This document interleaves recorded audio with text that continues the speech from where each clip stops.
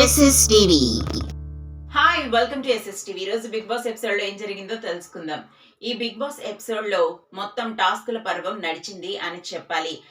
ఈ రోజు జరిగిన టాస్క్ కంటెస్టెంట్స్ పెట్టిన ఎఫర్ట్స్ ఇంతకు ముందు ఏ సీజన్ లోనూ ఎవరు పెట్టలేదని చెప్పాలి.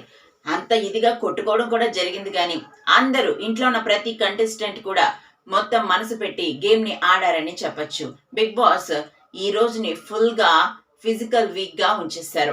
ఎందుకంటే టాస్క్లు 2 రకాల టాస్క్లు ఇచ్చి ఆ టాస్క్లతో కంటెస్టెంట్స్ ని ఆడమని, పైగా కంటెస్టెంట్స్ ని ముగ్గురుగా విభజించి టీమ్స్ ని చేశారు. ఆ టీమ్స్ లో ఎవరైతే బిగ్ బాస్ చెప్పిన బాల్ ని తీసుకుని బౌల్లో వేస్తారో వాళ్ళు గెలిచినట్టు అనమాట. అయితే టాస్క్లు జరిగేటప్పుడు దెబ్బలు తగలడం సామాన్యం. లేదా ఆడవాళ్ళు మగవాళ్ళు అనేది బిగ్ బాస్ లో అసలు ఉండదు కదా. అసలు జెండర్ ఫీలింగ్ అనేది ఉండదు.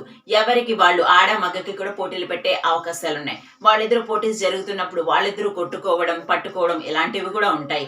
కొంతమంది అనుకోకుండా టచ్ చేశారని కింద సీజన్స్ లో అప్పుడు కౌశల్ మీద చాలా పెద్ద ఎలిగేషన్స్ వచ్చాయి. అయితే ఇప్పుడు గేమ్ ఆడుతూ ఉన్న తరుణంలో దెబ్బలు అనేవి సహజం. అంతకుముందు రీతుకు కూడా తలకి కనం పడింది కదా. అలాగే ఇప్పుడు సంజనాకి మూతి పగిలింది. అదేనండి, సంజనాకి మూతి పగలడం జరిగింది. ఎందుకు ఈ మూతి పగిలింది అనుకుంటున్నారా? కళ్యాణ్ కి సంజనాకి మధ్య టఫ్ ఫైట్ వచ్చినప్పుడు కళ్యాణ్ అనుకోకుండా ఆ బాల్ తీసుకోబోయి సంజనాకి మూతి మీద ఒకటి గట్టిగా ఇచ్చారు. తనుజకి మరియు కళ్యాణ్ కి మధ్య జరిగిన గొడవలో తనుజకి కళ్యాణ్ బాల్ పట్టుకోకపోయి, అది గొడవ కాదనుకోండి, టాస్క్. ఆ బాల్ తీసుకునే క్రమంలో కళ్యాణ్ ఏం చేశాడంటే మూతి మీద తనుజకు ఒకటి ఇచ్చాడు. నా మూతి మీద కొట్టావు అని తనుజ అరవడం స్టార్ట్ చేసింది. నీవి గేమ్ లో అవన్నీ సహజం, అనుకోకుండా కొట్టాను, కావాలని కొట్టింది కాదు కదా అంటే, నువ్వు ఎలానా కొట్టచ్చు, మూతి మీద ఎలా కొడతావు, మొహం మీద ఎలా కొడతావు అని చెప్పేసి తనుజ గట్టిగా కళ్యాణ్ మీద అరవడం జరిగింది. బిగ్ బాస్ హౌస్ లో ఒక రకంగా ముక్కు మూతి కరెక్ట్ గా ఉన్న అమ్మాయి తనుజ మాత్రమే అని చెప్పచ్చు. ఆమె అందంగా ఉంటుంది. ఇప్పుడున్న సీజన్ లో ఎవరు అందంగా ఉంటారంటే తనుజ తర్వాత రీతు. కొంచెం చూడగలుగుతాం అంటే బాగుంటారు అనేది చెప్తున్నాను.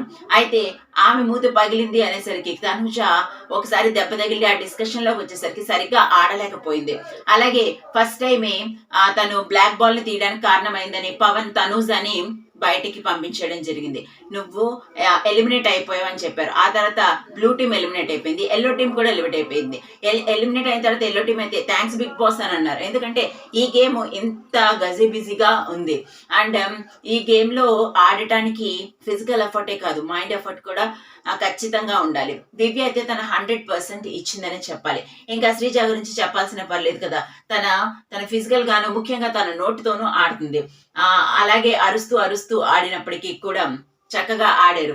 అయితే స్టార్టింగ్ లోనే తనుజ ఎలిమినేట్ అయిపోవడం, తర్వాత బ్లూ టీమ్ కూడా ఎలిమినేట్ అయిపోవడం నిజంగా ఆవిచారకరమే.